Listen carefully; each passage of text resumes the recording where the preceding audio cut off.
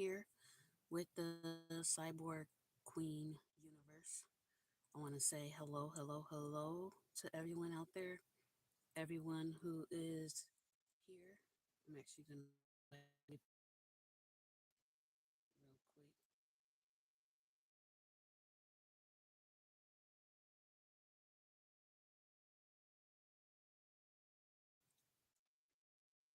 Real quick.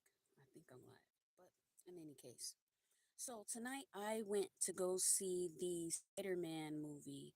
Don't know if anybody has seen the Spider Man movie yet. Let me know in the chat if you've seen it yet. Um, yeah.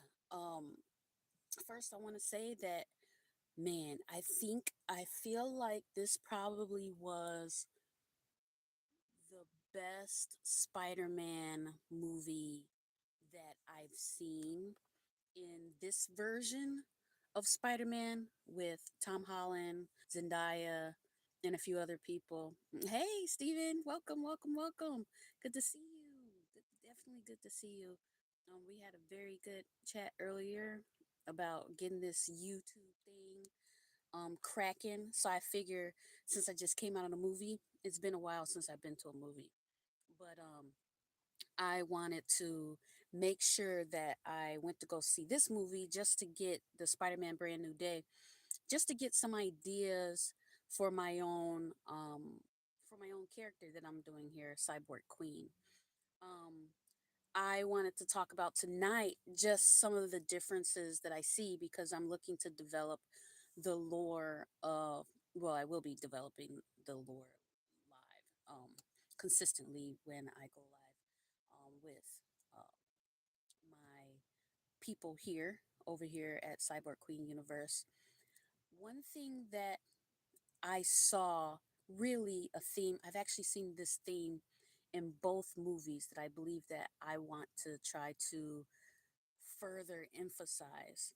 And the theme that I saw in the Spider Man Brand New Day was the theme of not doing things alone. I felt like that was a really, really cool, telling idea that was very pronounced in. Hey, here, let me say it.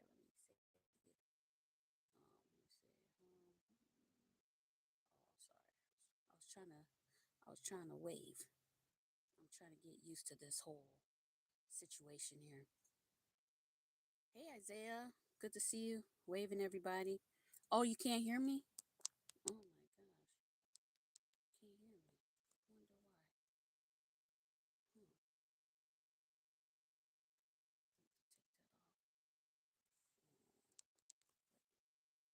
Wonder why.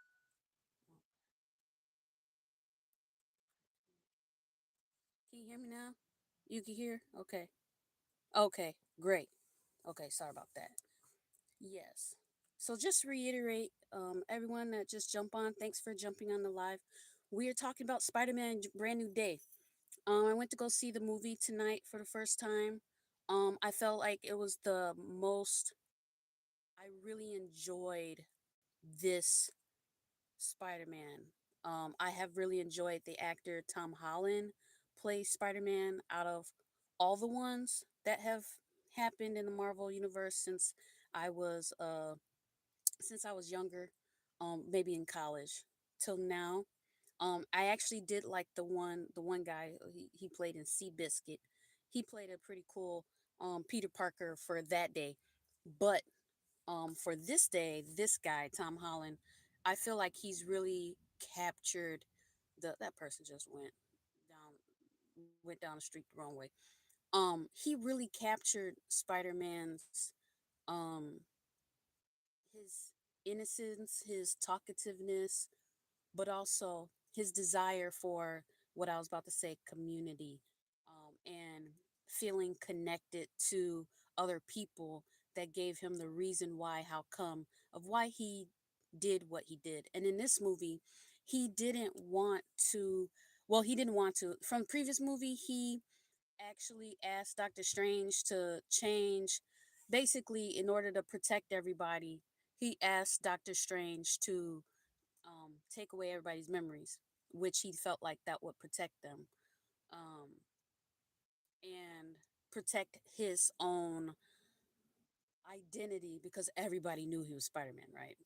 But the thing about it is that it's important. It was also important for him to have people that he was connected to, because his Aunt May, as we know in this movie, sorry to break it to everybody here, Aunt May died in the previous movie and she did not come back. Well, she did come back in a dream, but in a memory. But outside of that, she did not come back from the dead. So spoiler alert to anybody. But anyways, the theme of community came up and connection with other people. I felt like that was really, really, really good and telling. In different conversations I've had in my real life with different people, I recognize that people, there's so much going on in the world right now.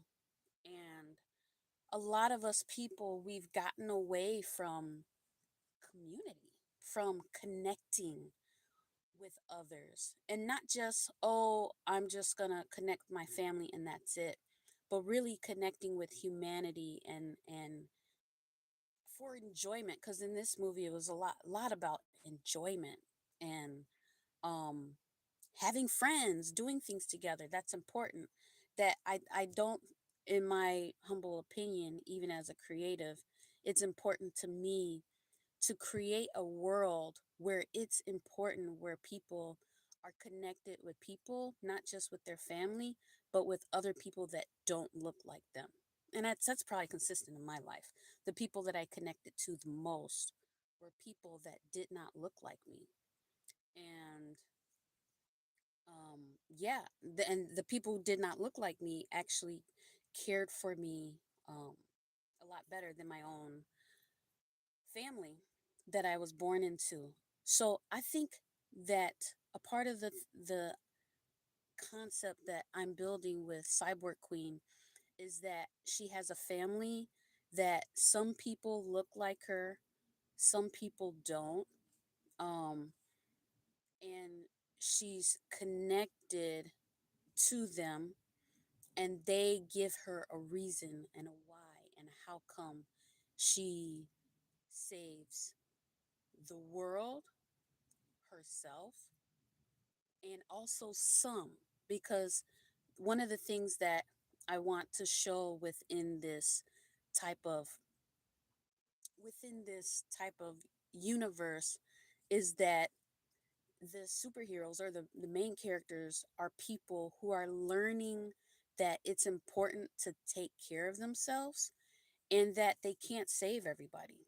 Sometimes you have to leave it to other people, other high powered, other responsible people. And it doesn't just take one person to save the world that we've seen in a lot of the Marvel's films and DC, but it takes us to save the world, which they get into the group, like Justice Society, Justice League, the Avengers. They get into that group saving, but the way that I want Cyborg Queen to be different, the universe to be different, is that it's not just one person helping society, but is society coming to a place of helping itself, of helping each other, of helping um, people to recognize that really you're your own savior. And there may be things that you um, have in your life that you may have a talent, a gift, or ability that strengthens other people, but it's not to be to the at the expense of yourself. And that's something that I feel like I want to create as a lore, um, for Cyborg Queen, that I'm seeking to develop. So,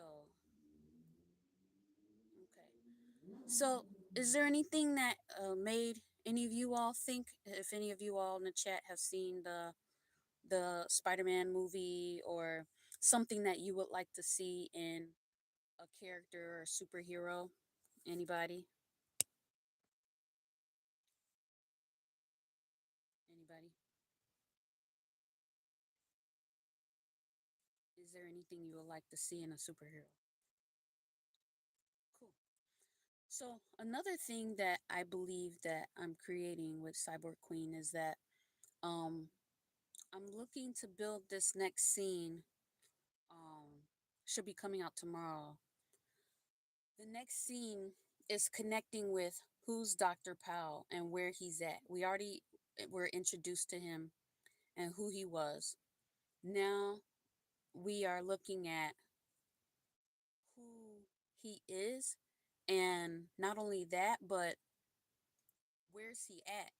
So in the next video that's coming out tomorrow, we're gonna find out where he's at. We're gonna find out um what he been doing, where he's at, um, why the FBI is looking for him. I personally believe and think that he's hiding. Um, I can't hear you. I don't know if it's maybe yeah. You can hear now, Steve. Okay, sorry. I was like, "Hey, DeQuincia, how are you? What's up? What's going on? Thanks for jumping on. Thanks for jumping on." Yeah, so I'm just talking about the next scene that's coming up tomorrow has to do with Dr. Powell and where he's at and his significance in the story. And good. I'm glad you're doing wonderful, DeQuincia. It's always good to see you. You have such a sweet spirit, truly. I was glad I got to hug you at Reformation. So we're gonna find out why he did so well. We're not gonna find out why he did so many experiments. He did 95 experiments on these people, and only 6 people, I tell you, 6 people actually survived it. Now, of course, everyone they signed the HIPAA documentation, advanced directives, and all that stuff, for healthcare, that they agreed to do the experiments, but only 6 took to the alien technology. That is something that I am very curious about, and we're gonna find a little bit about that tomorrow, um, when the next video comes out. So we're gonna understand. First, we're gonna find Dr. Powell. Where you're gonna find him, you're gonna be very surprised where you're gonna find him. Not gonna tell you today, but you'll see when that video comes out tomorrow. We're gonna find out where he's at. We're gonna see Cyborg Queen's response to where he's at. There's also going to be an introduction to another character in the universe. Um, yes, so you will see that tomorrow. What else will you see tomorrow? That's it. But this is all painting the picture about the lore. DeQuincy, I was talking to everyone about the lore of Cyborg Queen and how the concept of content creator, yes, definitely.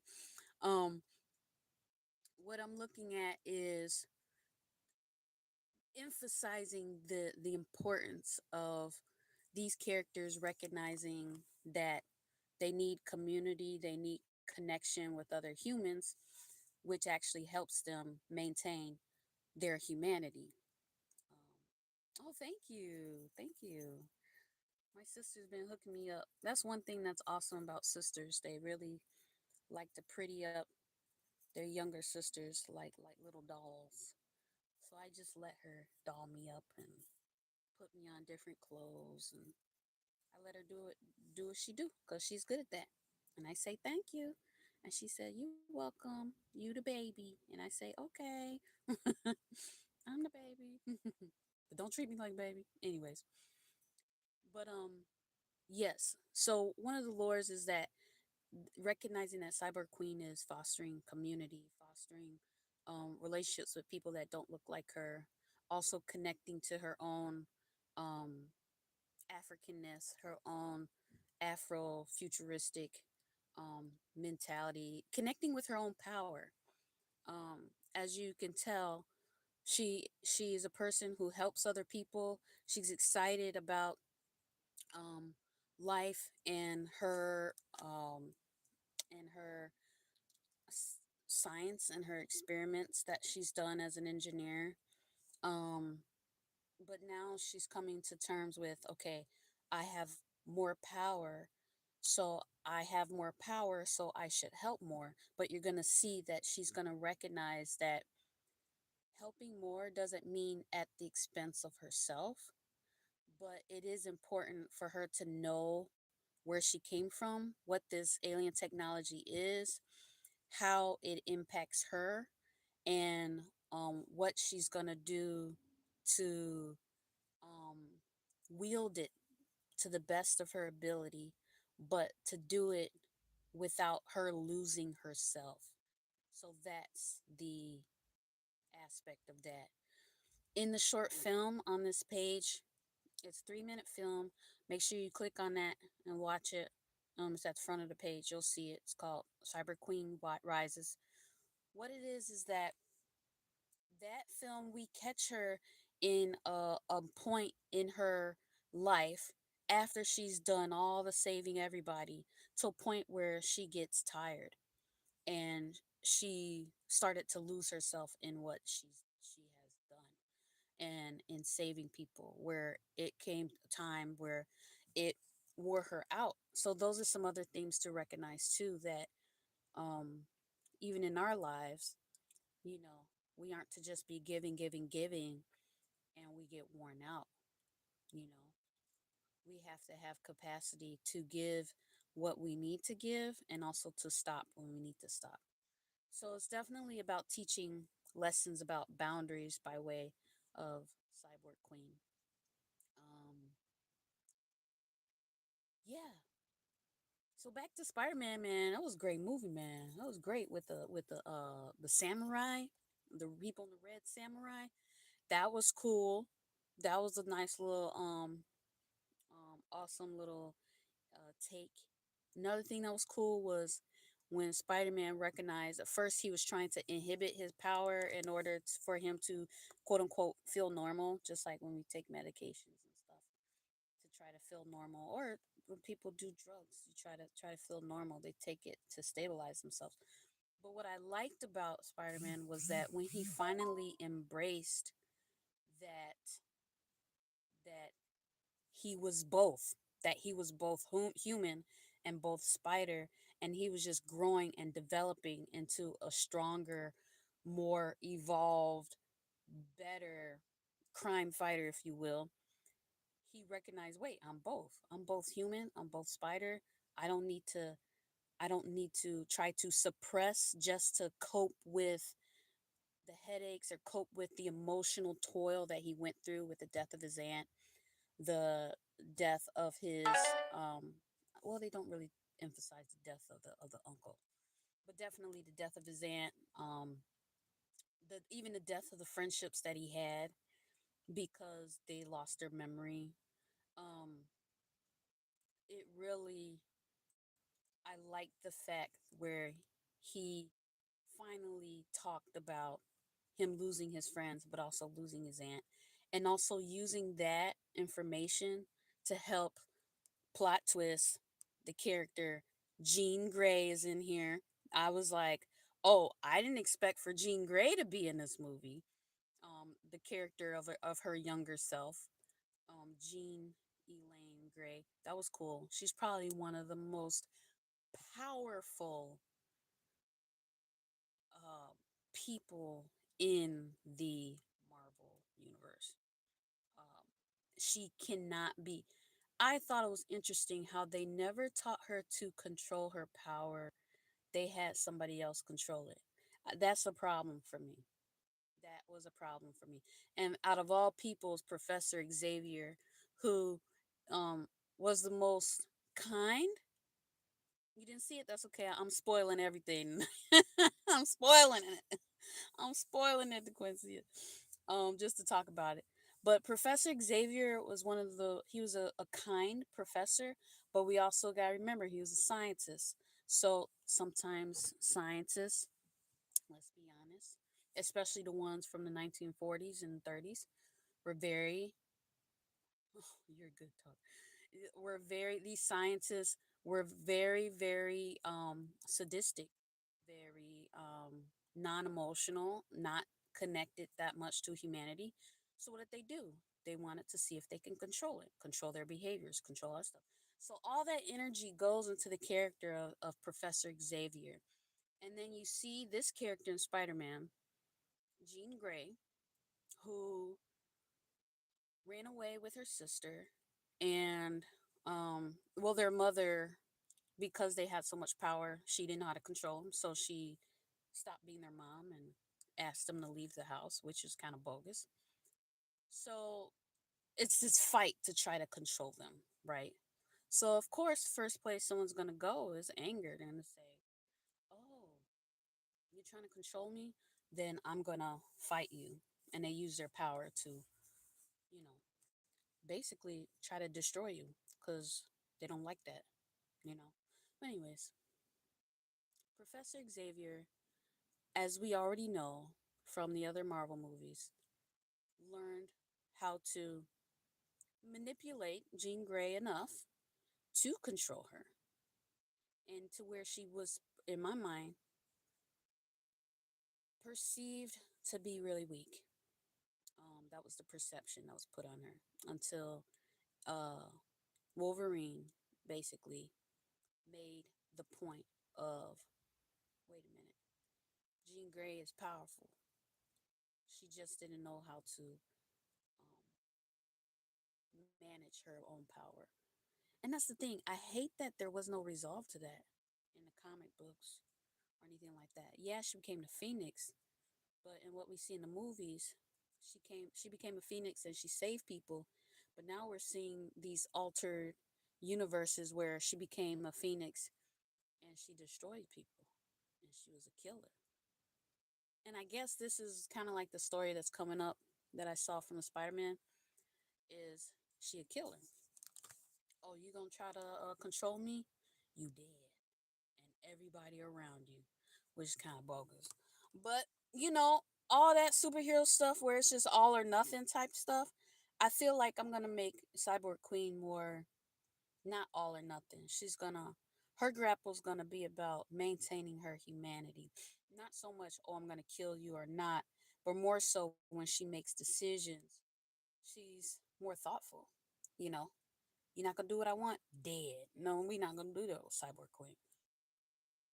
No, this is gonna be balanced character. You're not gonna be like Superman, where Superman he be everything is for a was it April? No, sorry, that was the Teenage Mutant Ninja Turtles. Everything he do is for it is April. Who's Superman? Who's Superman's love interest? What's her name? Lois. There we go. My bad. I can't believe I forgot that. Everything's for Lois. If Lois get hurt, he want to destroy the whole Earth. What?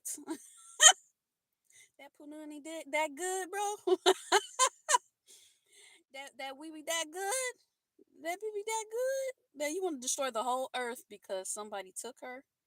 I know you want to hurt somebody, but you want to destroy the whole earth because somebody took Lois. Man, you crazy. You are an alien. You know what I mean? On human planet Earth. You know what I'm saying? So Cyber Queen not gonna be like that because she starts out with humanity and gets alien technology. So yeah, so we're gonna do things a little bit different over here. Um, yeah, and then other characters like Wonder Woman, she act oblivious. You know what I mean? Like how they made the characters. Because Wonder Woman is a very strong character in the comic book. She's a very well rounded. But how they portray her in real life is like she don't understand stuff. And I know in the comic book she did. She was a she was a student of the arts and very um in history and very strong but also articulate and specific about certain things. But how they made her to be is just this brute woman who's just doing stuff. Nah, And she seemed kind of clueless, if you ask me, or maybe the actress that played her made it like she was knowledgeable, but kind of just like black or white. I keep seeing a lot of these people are a little bit black or white. These characters, even Captain America, black and white, just oh for America. Oh wait, America's not doing right. Oh for for us something else, the government, and we got to do right, and it's like guys, like give me something a little bit more complex, which is why a lot of people like Iron Man. He a billionaire who wants to help people, but he's also real. He a businessman. Same with Arrow. Green Arrow, same with him. Batman, they got money, and but I feel like they're more intact with the economics effects of war and powered humans and all that stuff. So they recognize that, and I feel like they're more well rounded than some of the ones who's just super powered. But mine's gonna be a little bit different. Gonna be have some mystery. Gonna have some different things.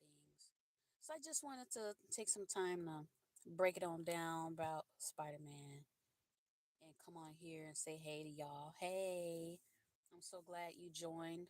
You jumped on the live, and yeah, you'll be seeing more of me over the next 90 days, and I'm gonna continue to go forward. So love y'all. Have a good rest of your day and your night. So long. See you soon from the Cyborg Queen Universe.